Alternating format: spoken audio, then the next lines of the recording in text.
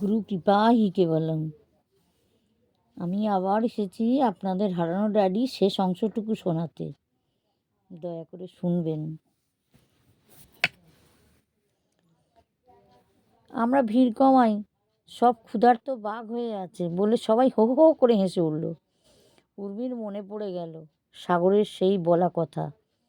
ভাই রে, মনের বাঘ হুঙ্কার দিচ্ছে, হেসে বলল, তুমি এই কথাটাই আমাকে বলেছিলে না?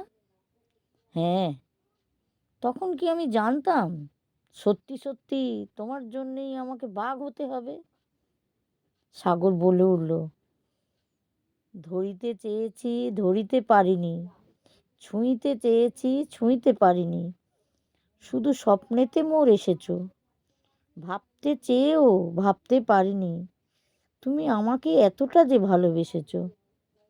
ভাগ্যিস মোর ডায়েরিটা ছিল সযত্নে তোমার কাছেতে রাখা, তাই আমি আজ পূর্ণ হলাম, আবার হলো যে দেখা। সব কিছু মোর পাওয়া হলো, মিটল মনের স্বাদ। উর্মি বলে উঠল, হারানো ডায়েরি জিন্দাবাদ। ঘরের আলোটা নিভে গেল।